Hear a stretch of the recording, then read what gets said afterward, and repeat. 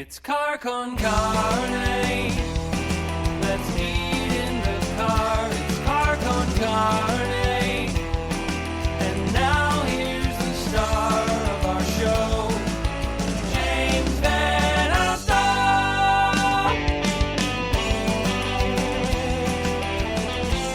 We're live. We're live. We're live and alive. I have waited months to figure out how to stream live again, and we're doing it. Welcome to Car Con Carne. I'm James Van Alstyne. It's coming on my phone. Don't do that. That confuses people. It does. But you're proving that it works. Since I returned to the car, I've not been able to live stream due to a variety of technical issues. I've got a sporty new camera.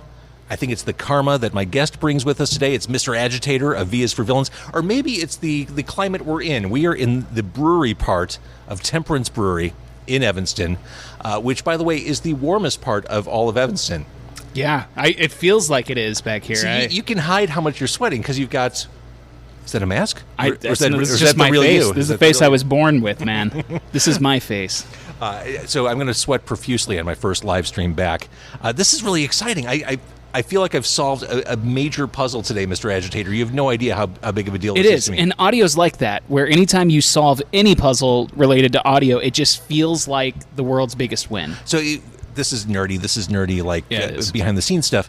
But for the past several months, I've had to record audio and video simultaneously and then merge the audio and video tracks. Oh, no. And then I've released that recording. So it's been a nightmare. But now, look, we're live. We've got actual audio feeding into this. We did it. But I'm going to be sweating profusely during this broadcast, so please be forgiving as you're watching this either on Facebook or on YouTube. What's wrong with you, man? I'm not sweating. I'm cold. Oh, my God. You can turn up the heat in here. And of course, the tap room area, it's about 50 degrees in there. That's true. It is. It's really nice in there. And then they were like, get back with the brewery stuff, you animals. It's Barbados inside here. This is... I walked through the door, and they were like, ugh. Put it in the back. Well, no, you walk through the door, and you turn some heads when you walk around. Well, you know, it's not every day you see a guy in a mask walk into your store. No. Not a mask like that. I was walking up, actually. I jumped out of my car when I pulled up because, yes, I'm a lunatic, and I did drive here like this. I got out of my car, and literally a girl on the porch area was enjoying her drinks and stuff, and she popped up, and she went, yes, yes. And I was like, yeah, what do you say to that? You're like, what do you say to that? Yeah, I'm here. So some quick Temperance Brewery stuff. We want to thank them for the hospitality. I mean, Absolutely. Literally, they trusted us with the brewery. Like, there's no one official here. It's just us. I know. We could be doing terrible things. We could be doing terrible things. We wouldn't, but we could be. I do want to mention their featured beer is their summer beer. It is a Greenwood Beach Blonde Ale with a hint of pineapple. The upcoming releases this month, the Madder Rose Sour, which is a tart rosé ale with a nose of fresh strawberry, and hibiscus with a tart light finish. Sounds delightful. And Oktoberfest 4-packs, 16 ounces for the first time, also available on draft in Steins. Now, coming up here, Mr. Agitator of V is for Villains, fine local band. Thank you. Out of Space is happening here. You know, Space, the music club in Evanston, they do these events outside of space. Really? George Clinton Parliament Funkadelic will be amazing. Here. Right, That's Labor Day amazing. weekend. Nico Case, the Chanteuse, the super talented Nico Case. Can you fit them here? That's the question. Outside. It's pretty big stuff. Oh, how about this for a double bill? Drive-By Truckers and J.D. McPherson. And then Big Boy. That's My God. B-O-I, Big Boy. Oh, He's big. He's big. He's He's a boy. He's both. He's Yep. a big boy. Big boy. So for people who don't know, V is for Villains is a band. Yes. V is for Villains has been around. I mean, I've known you since the Digital Mindy days. Wow. You have some history here. Isn't that crazy? It is crazy. I guess for the kids at home, explain what V for Villains is. V is for Villains is a costumed supervillain band. We hail from Chicago primarily. Well, that's at least where we started. Now we're all over the place, you know. By the way, that's the best elevator pitch for a band ever. Yeah. Costume supervillain We're band. costume supervillain band. all you What need. do we do? We make your mom uncomfortable. That's what we do. As all bands should. That's right. If you're not, you're doing some wrong. Like, I hate it when it's sanitized and it's like, oh, he seems like such a good young boy. I'm like, ugh. You've got the steampunk thing going on. I mean, you're not fucking around here. You dress for the occasion. Yeah, You spared no expense here. This is what we do. You do all your own costumes. I do. Actually do. You got this really cool like steampunk Thank you. thing going on. I love the goggles. The hat. Thank you so much. It's funny. I just pulled up in front of Temperance, and I just saw the hat walk by. The hat does that. The hat arrives before I do. Like I know, and that's the truth. I'm always chronically early to everything. It's a curse. Yeah. It's something that family members loathe. I'm terrible. You were just as early as I was today. I was. You were as neurotically Yeah. in it's funny advance. because I have like this really bad reputation for being late to things, but I'm not. I'm usually not late to things. If I'm late to an event, I've calculated that lateness on purpose because I'm making an entrance. Right, of But, course. if it's not that, usually I'm there about 10, 15 minutes before I'm supposed to be, 20 minutes before I'm supposed to be. I think in my 20s, I had a tendency to be a little bit more late to stuff, and I just hate that feeling. I hate feeling like I'm behind. It just drives me nuts. Same. Yeah. I'm that guy. I'd rather kill time before I have to be somewhere than stress out about being late. Exactly. We've got a convention coming up this weekend, and we're doing all the AV for it, and we're going into load in on Wednesday night. So what's the convention? Because, this is where you kill. This is your world. Yeah, we love doing cons, and this con is Anime Magic. It's going on this weekend. Is It's it going on at locally? Rosemont. Yeah, Oh, Rosemont, okay. Illinois. Hilton. Oh, that's fantastic. Yeah, it's going to be crazy. It's going to be crazy. What's the crowd like for something like that? It's amazing. That's I kind of going back to Digital Mindy. Digital Mindy was our first band, and we played the club circuit for a long time. We did conventions, we did clubs and like bookings, and I think primarily back then it was backyard stuff. It was whatever. You're 16, 17, you're Yeah. going to take whatever show you can get. If Johnny's like, Johnny's backyard is open, let's show that, you show up and you do it. And it's a good time, and you learn something, I think, as a musician. Each time you do one of those little shows, you bowling alleys, whatever. But there came a point in 2009 that I decided to start transitioning. 2010 really kind of hammered it home. Because, anybody that's around from the 80s and 90s always tells me, it used to be great, you used to play clubs, they'd pay you. And when we were coming in the 2000s, it's like you'd draw 200 or 300 heads to a room, and they'd be like, "Nah, but you didn't hit 301."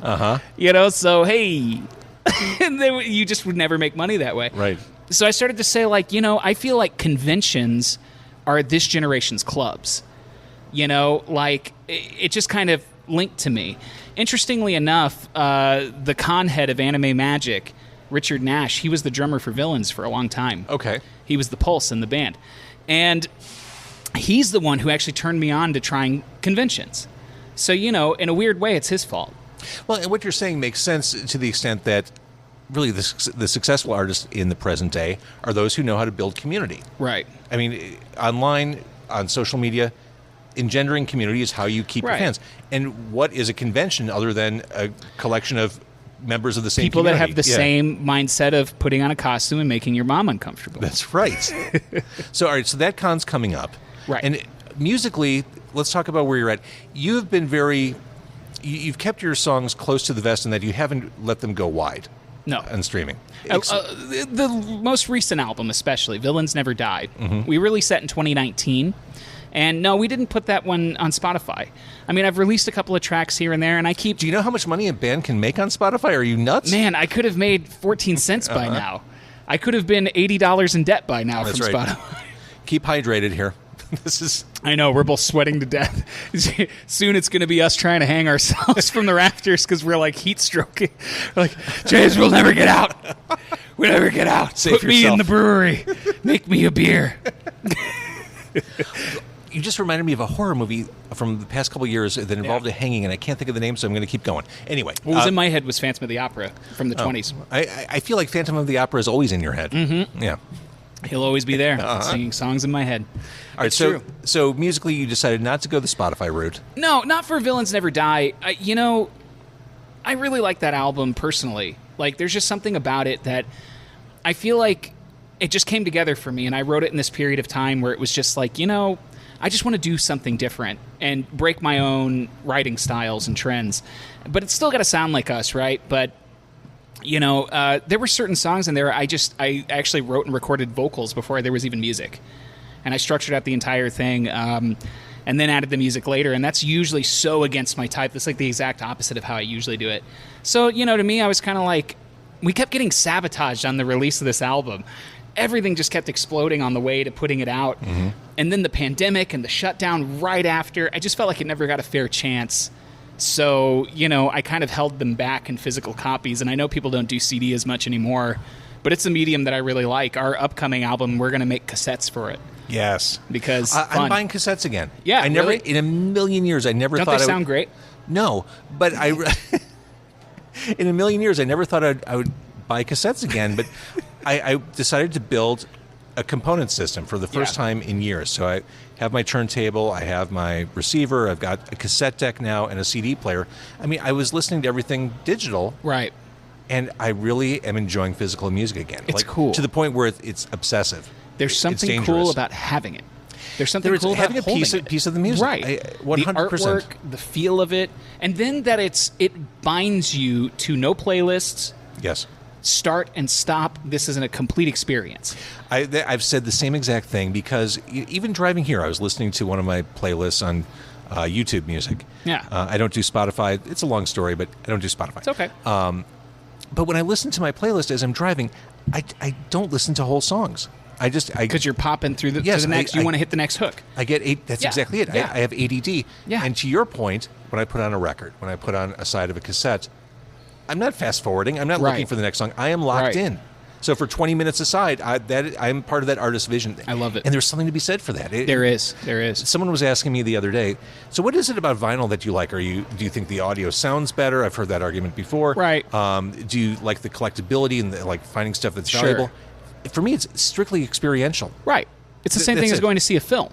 Yeah. When you sit in the theater, you're locked in. Right. You're not going anywhere. You're not checking your phone. You're not getting up. You're locked into the experience. There's nothing like it.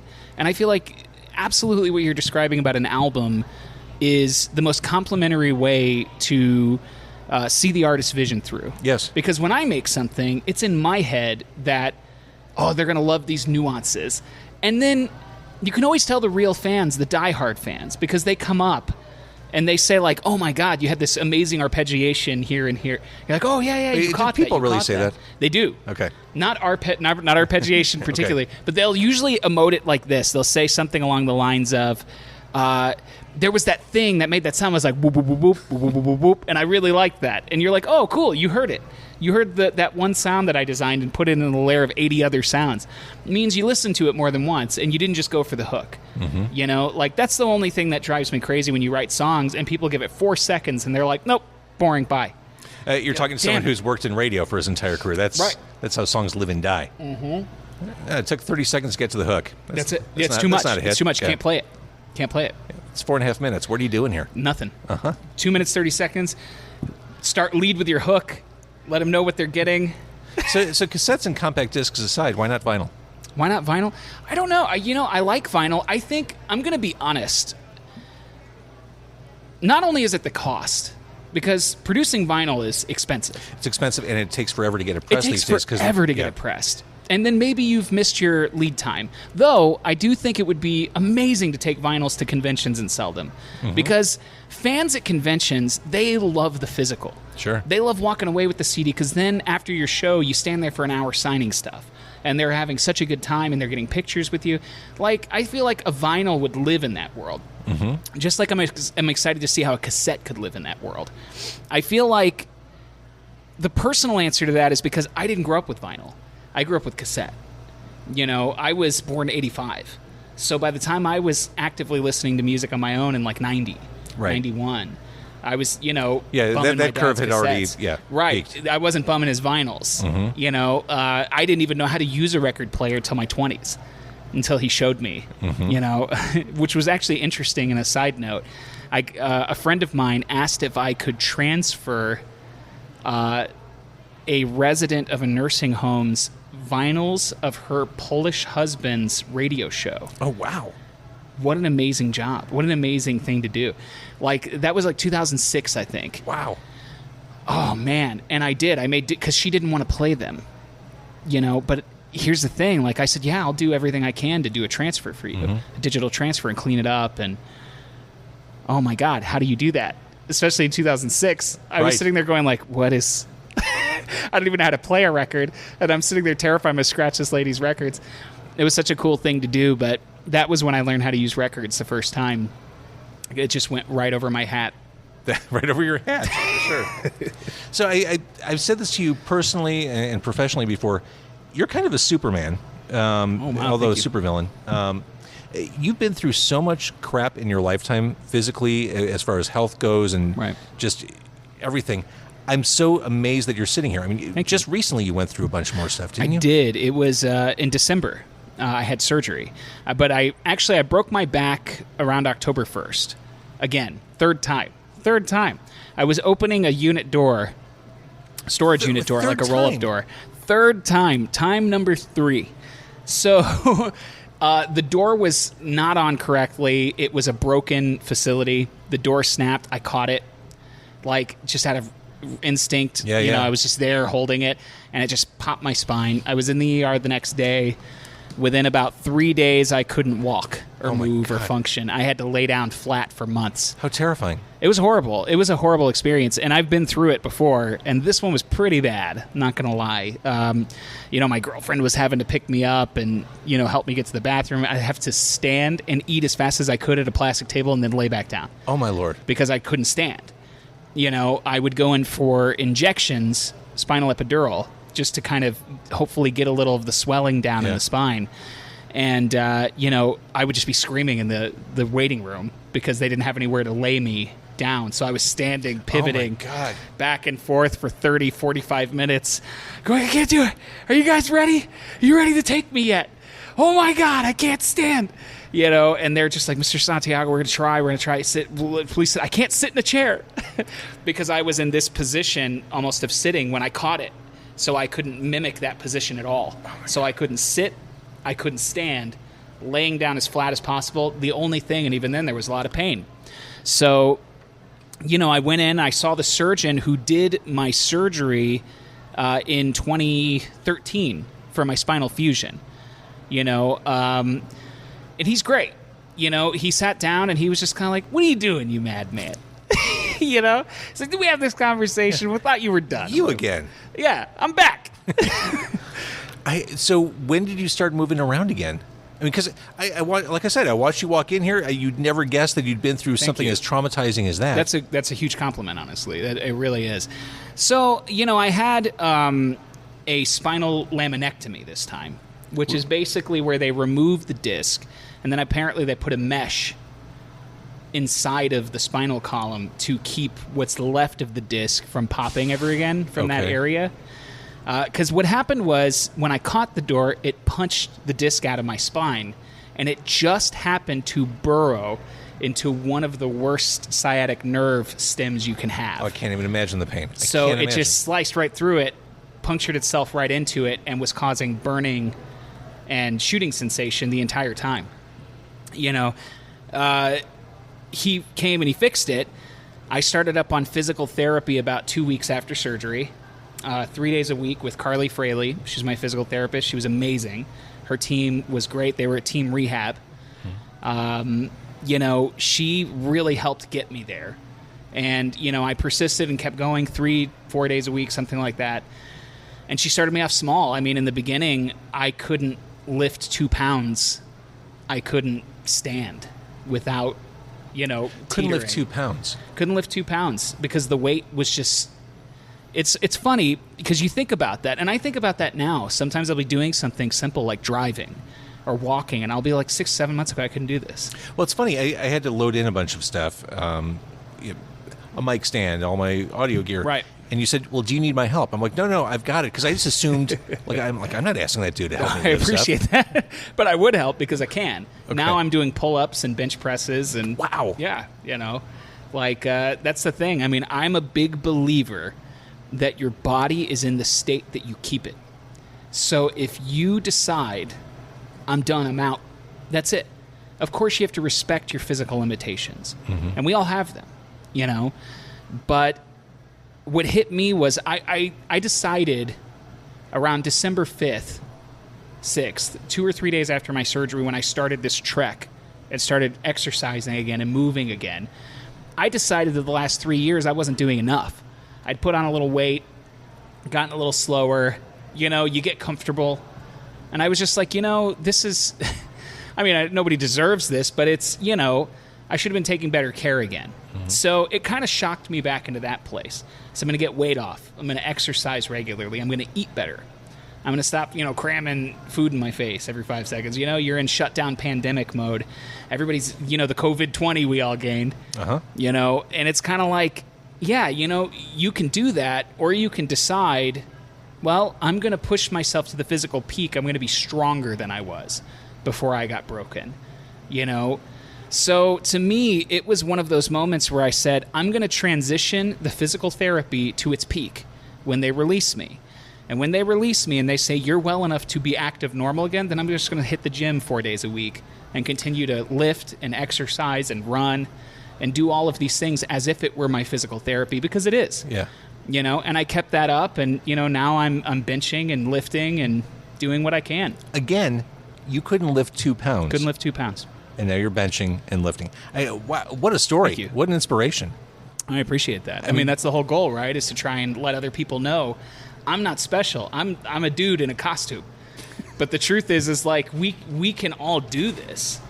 Now, answer me honestly. I have no doubt the spinal pain was excruciating and terrible. Was it worse than the amount of sweat we're No, this is excreting horrible. right now? I'd do it all over again if I didn't have to sit in this room for 5 more minutes. No, we appreciate the hospitality from We do, Temperance. we but really do. For whatever reason, they have to keep the tanks at a certain temperature or whatever. It's very warm next to the The good beer news is we tanks. get a cool backdrop. Right. We That's do. amazing. I Right. love it. This is, we're Yeah. in a brewery. This is legit. You can't fake this. You can't zoom background this shit. I love it. I know, we're like, the green screen falls down and we're really in someone's basement.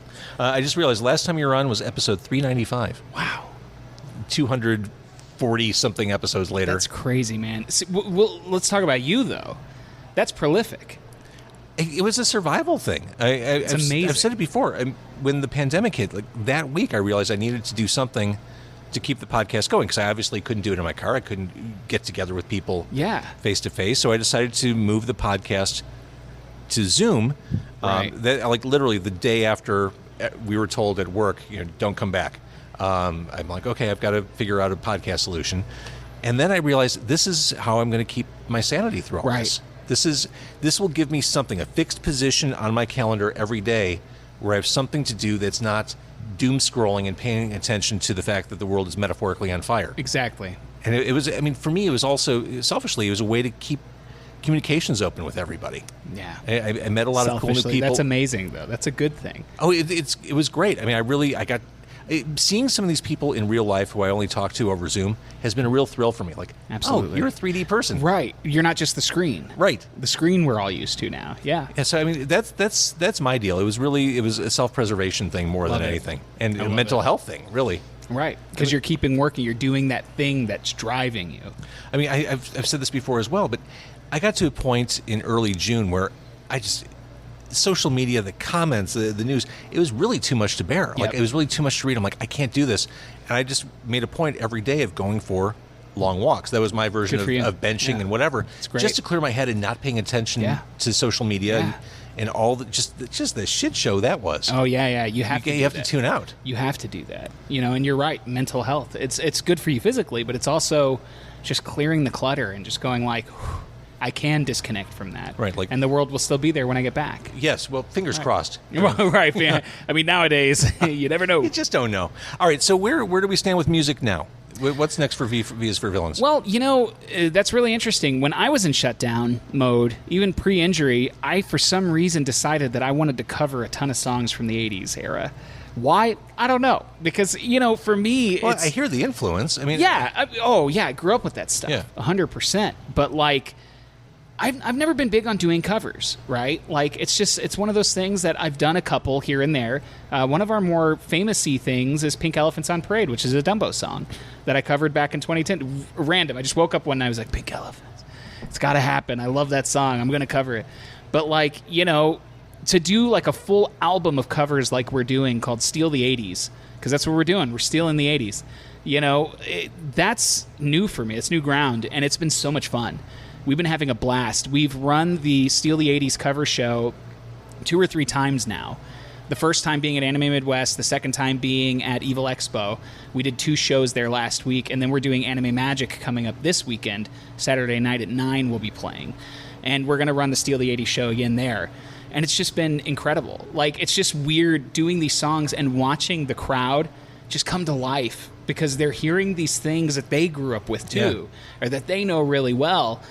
And they're going wait a second, it's that thing, but it still sounds like V is for Villains. Right. You know, and that's amazing to me. So what songs are we talking about here? Oh, man, we do You Spin Me Round. We do Ticket to the Moon, which is an ELO song. That's how we start our show. That's a deep cut. It is. And it's only, I'd say about 30 seconds of it, because it starts off, remember the good old 1980s. And it just seemed to work, you know. It flows right into We Will Rock You, which is fun. And it's, to me, always a little cliche. It's like, there's that band singing We Will Rock You. But will they really? And everyone's in the crowd just going like, you better rock me.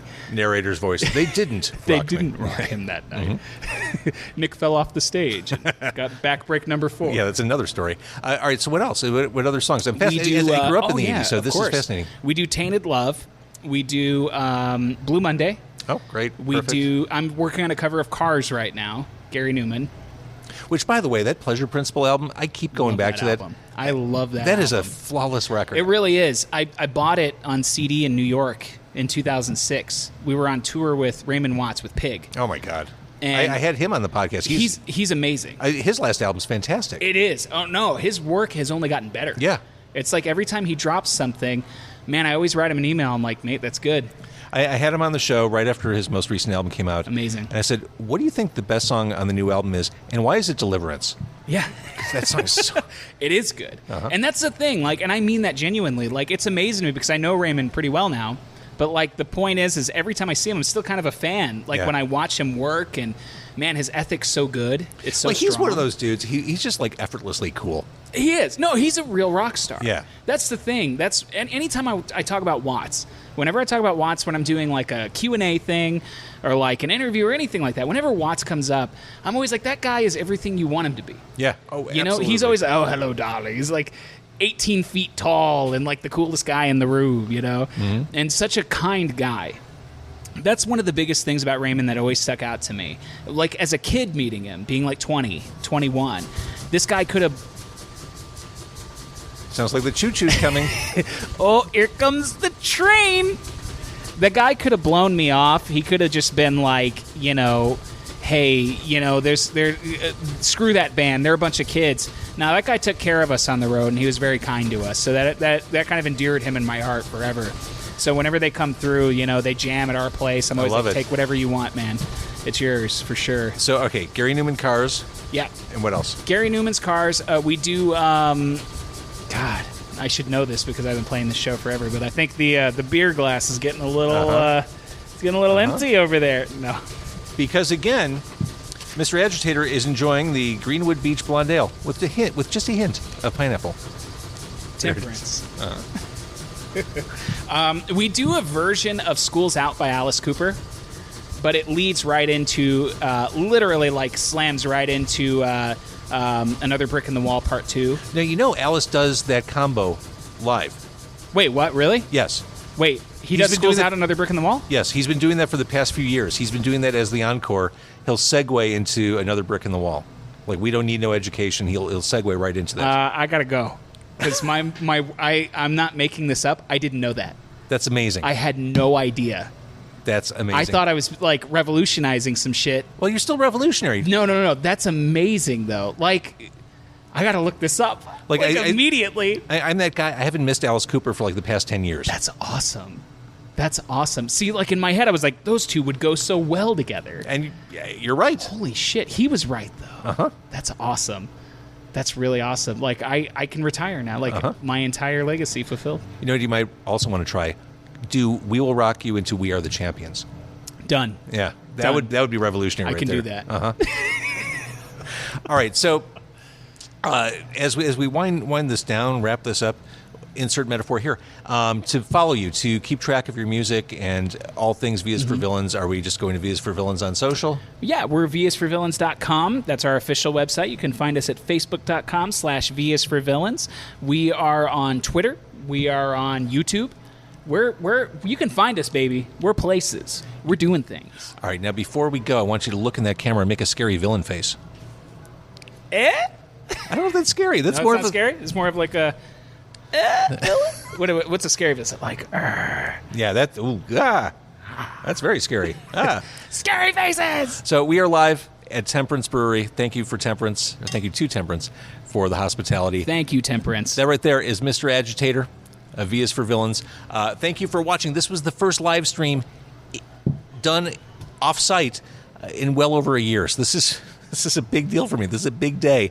It all worked and came together. So thank you for watching. We're going to wrap this up. Thank this you. is Car Con Carne live in Evanston.